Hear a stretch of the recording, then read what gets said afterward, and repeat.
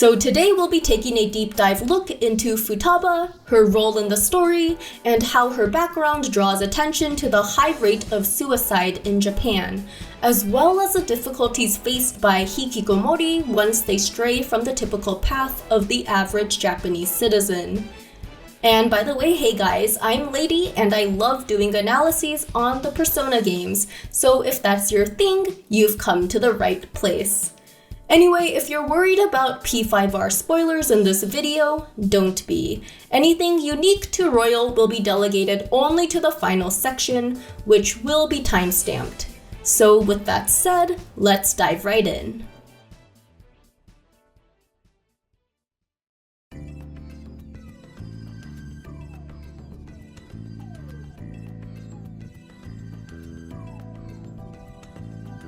Alright, so first off, let's take note of Persona 5's unique premise in that it distinctly focuses on societal issues that are prevalent in Japan. Sure, there will always be some degree of understanding and relatability across cultures, but it can't be overstated how different Japanese cultural values are from those of the wider Western or Eurocentric world. For example, Japan and wider Asia's collectivist values place emphasis on group cohesion over the self, while the individualistic values of the West favor the freedom of the individual over the collective. This means that sticking to the natural societal order of things is extra important in collectivist Japan. If you want to know more about why it's so important to grasp these cultural differences when it comes to P5, check out the video in the cards above. Now you may wonder why this stuff is such a big deal to me personally, and really it just boils down to how all this research helps me feel like I'm connecting to my own heritage as a person of Japanese descent. I'll also be graduating with a degree in social work very soon, so all this sociological, psychological, and cultural stuff is just super interesting to me. With that said, let's briefly introduce our party's hacker extraordinaire, Futaba. She may not fight directly on the battlefield, but she definitely pulls more than her own weight in other ways. She always got the buffs covered and can even hijack metaverse battles into the PT's favor. Her incredible skill with everything tech makes the team's IRL operations work super smoothly, with the plans to trick Akechi and later Shido being possible only because of her skills in the first place. But speaking of Futaba's incredible intelligence, signs in the main story and her confidant point to the likelihood that she possesses savant syndrome, or lies somewhere on the autism spectrum at the very least. We'll address how autism spectrum disorders, shortened to just ASD, connects with the emerging research on Hikikomori later in the video. So for now, just keep in mind that those with ASD tend to be undiagnosed and incredibly misunderstood in Japan, especially since the proper social pleasantries and manners are so entrenched in the culture.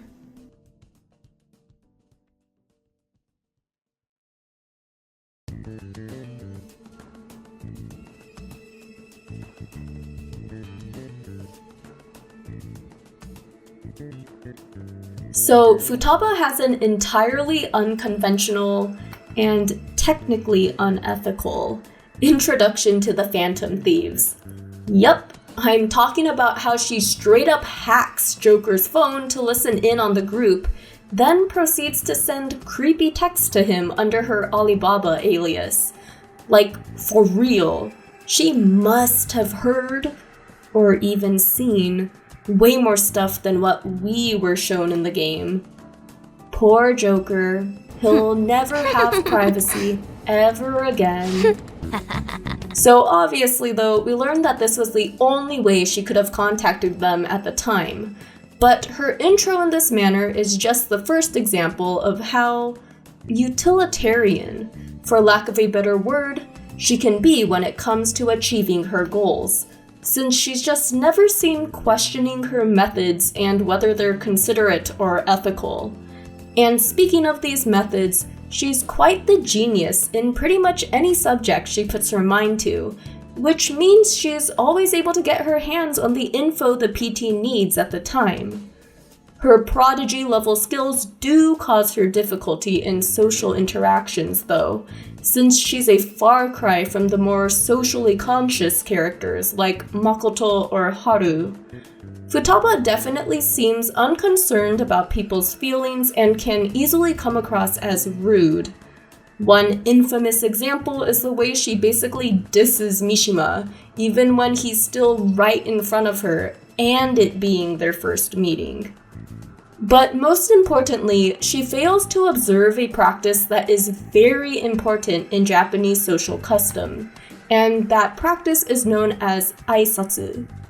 The closest thing this can be translated to in English is social greetings, but it's much more than just that when it comes to the role it plays in the social fabric of Japan. Since Futaba's mannerisms point to her being on the autism spectrum, she's shown to have difficult time observing the social norms that are expected of her. And because autism is not understood very well by the average Japanese citizen, Futaba has experienced cruel judgment and bullying in the past. We'll talk more about autism spectrum disorders and Japan later in this video, especially when we begin discussing her confidant. So first, let's take a look at Futaba's main arc and the rock bottom she was at before the Phantom Thieves helped her.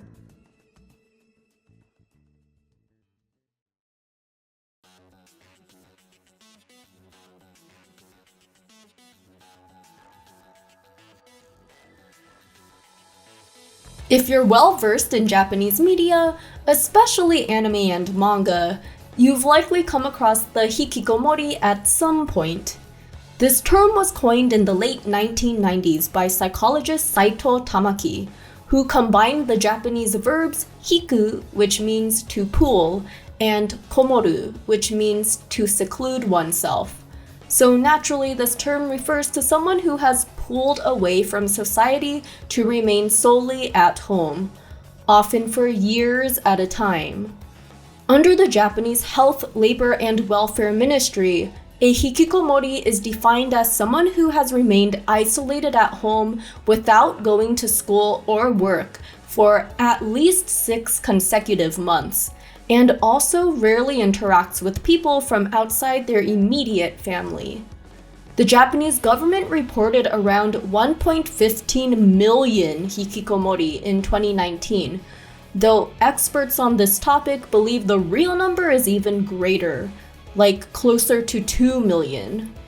So as we can clearly see from Futaba's arc, our young hacker fits this definition and even gives off the kind of negative otaku image that first comes to mind when it comes to hikikomori. But throughout the events of her palace, the player learns that she locked herself away due to the guilt of having driven her mom to suicide. This is pretty significant since, like I was saying before, it's rather rare for Japanese media to paint hikikomori in a sympathetic light.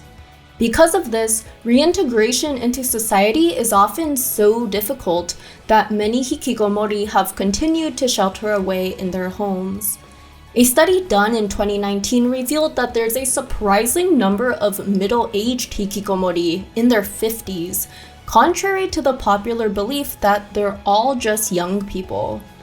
Unfortunately, the average Japanese citizen has this view that they're all just lazy, have personality problems, and stay at home all day just so they can play video games. There's even a common belief that all hikikomori are scary sociopaths due to a number of violent incidents that were perpetrated by social recluses in the late 90s and early 2000s. But of course, this is far from the actual truth. And unfortunately, it all undermines the real reasons why people tend to become hikikomori. Many begin as adolescents who refuse to attend school, mostly due to bullying or difficulty keeping up with the strict academic standards. Others have trouble getting along with coworkers once they join the workforce, or have a hard time finding work in the first place. And since work is everything in Japan once a person finishes school, the people who fall through the cracks feel immense shame. At the end of the day, there's many reasons that could lead to a person's isolation, but a common link among them all is this feeling of shame for not having lived up to society's expectations. While it might not seem like it at first glance, this shame is unlike the guilt cultures of most Western societies. A person can atone for their wrongs via confession or penance in the justice system.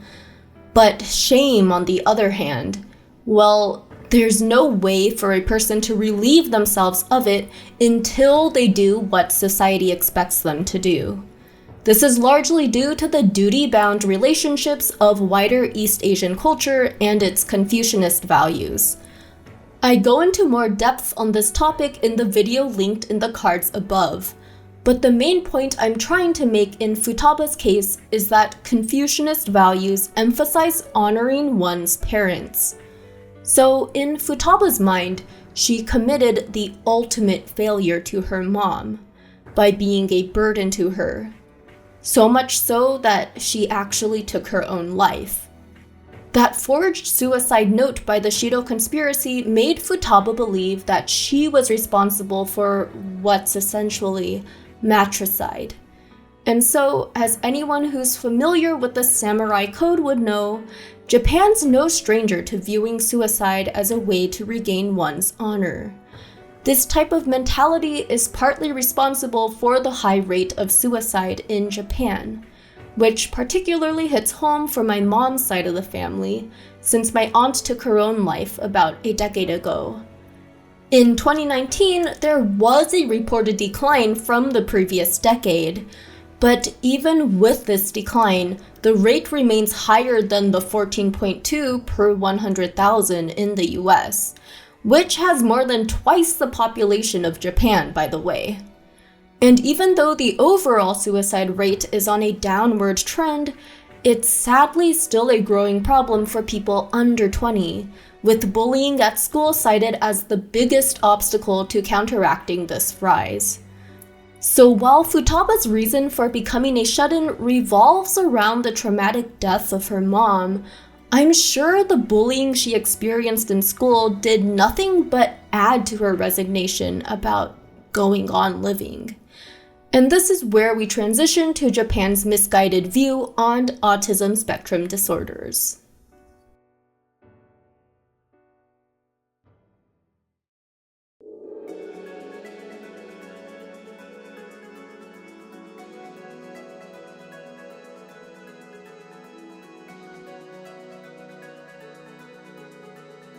There's lots of societal misunderstandings when it comes to autism spectrum disorders. One example involves approximately 10% of those with autism who exhibit savant skills, such as exceptional memory and/or talents in very specific areas. So not only does Futaba show signs of this with her genius tech abilities in the main story, but her confidant also mentions her incredible memory and skill at test taking. But sadly, because education on autism is so lacking in Japan, Futaba's teacher accused her of cheating, while the other students just thought she was a weird freak. It's not like Japan is the only place that holds these kinds of misconceptions about ASD, though. Those with autism are misunderstood and judged in Western cultures as well. But I'd argue that there's something particular to Japanese culture that only adds to the misconceptions. And that's the nature of Japanese culture and its language being high context. High context languages mean interactions among a group usually takes an ambiguous tone. Implicit messages and avoiding direct expressions are the practice norm, and kuki o yomu, or reading the air, is an absolutely vital skill in Japan. A rather notorious example that those new to Japanese culture must learn is how a person will never directly say no to an invitation. They will simply imply that they have no intention of going. Native Japanese speakers also tend to remove the subject or object of a sentence if they have already mentioned it earlier in the conversation. This means a person must pay close attention to the entire social interaction.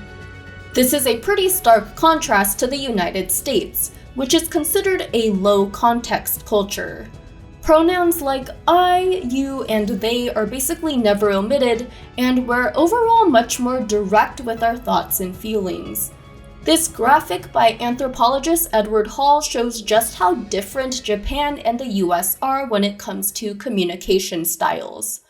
For those on the autism spectrum, it can be difficult to read facial expressions, slight gestures, or other nonverbal aspects of a conversation. And to add on to that, remember the aisatsu I brought up earlier in the video? Well, aisatsu include this huge expectation of engaging in what would be considered small talk.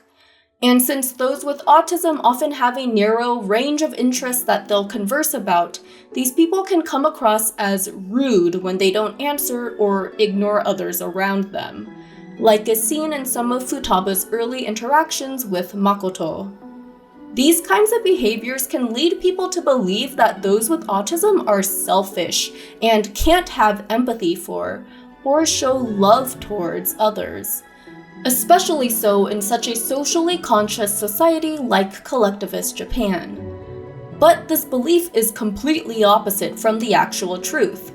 Yes, autism spectrum disorders are a cluster of neurobiological disabilities that can cause challenges in socialization and communication. But that does not mean those with autism can't empathize or love other people. It only means that they show these things and interact in ways that are different from most others in society. Futaba clearly loved her mom, and knows it wasn't always easy for her to raise a daughter all by herself, especially during Futaba's meltdowns, which, by the way, were likely due to a disruption in their normal routine when Wakaba had to focus on her research. Futaba's very reason for joining the Phantom Thieves is out of respect for her mom, and to figure out what really happened to her research. Wakaba is Futaba's biggest inspiration, and serves as a major driving force behind her reason to rejoin society. And with that said, it's about time we take a closer look at her confidant.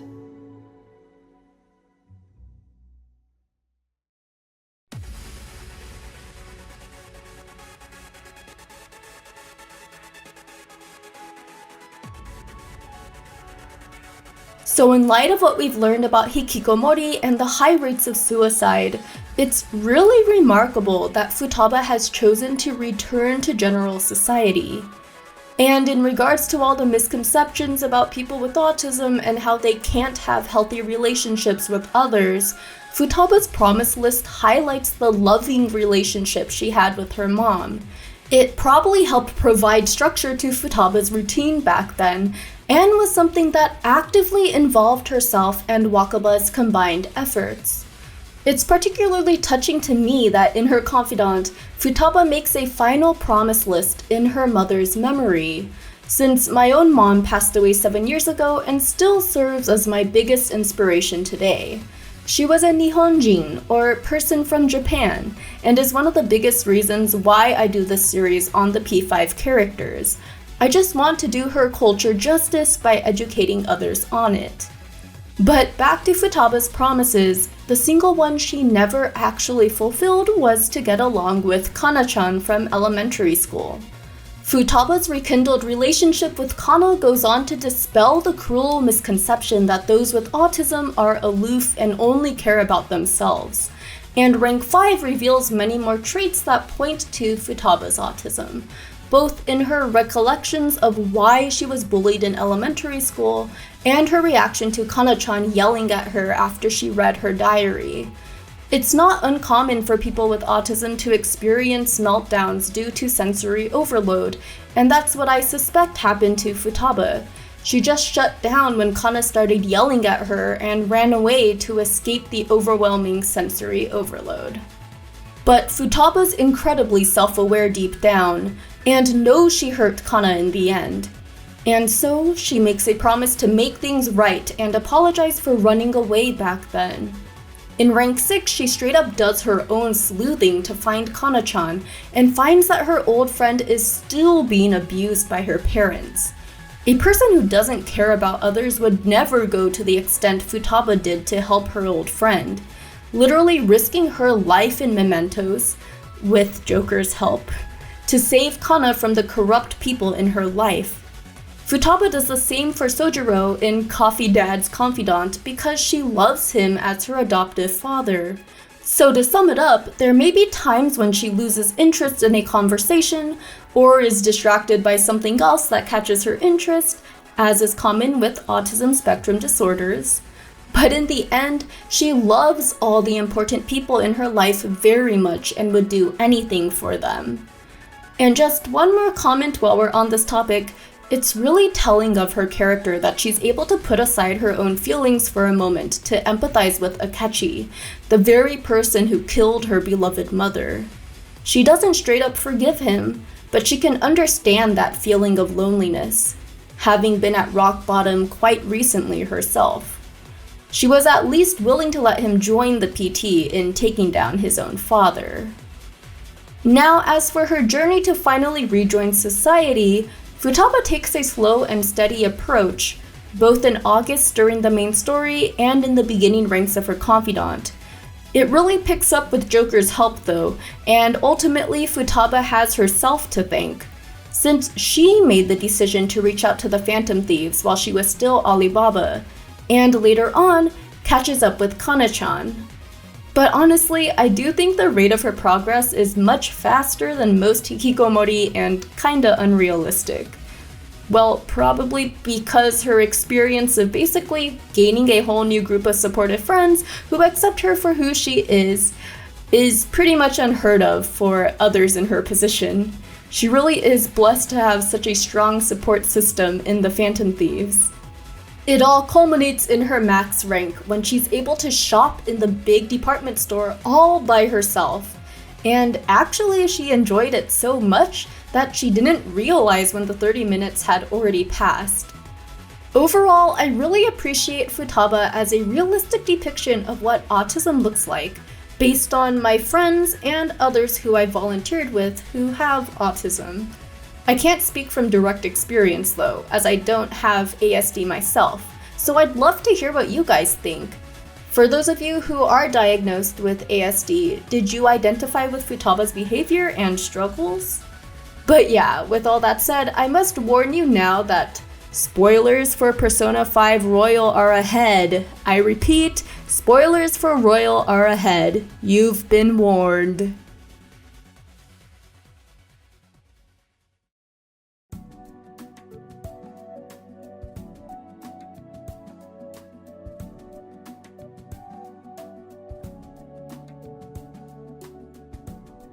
So incredibly, we're given the chance to see Wakaba interacting with Futaba and Sojiro in Maruki's reality.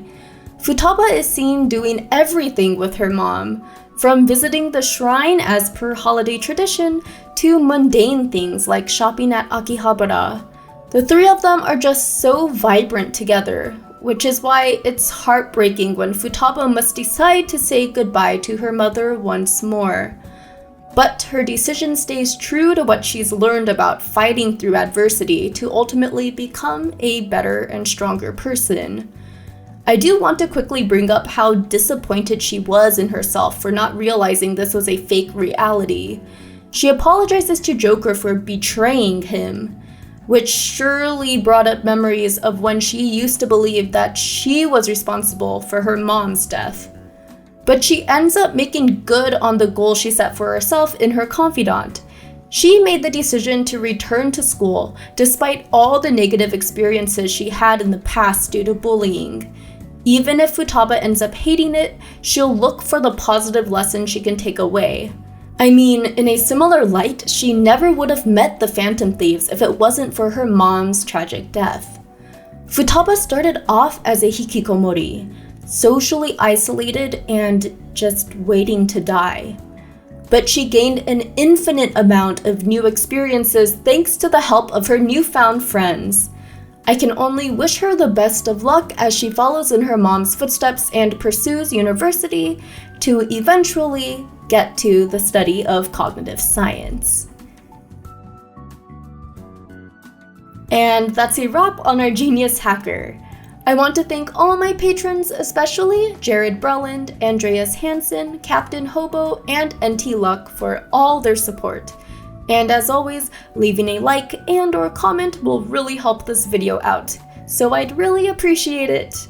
I still have other P5R sociocultural videos coming for the other party members, so remember to subscribe and vote in the final poll between Haru and Kasumi on a community tab that's coming soon. Thanks for watching, guys, and until next time, take care. See ya!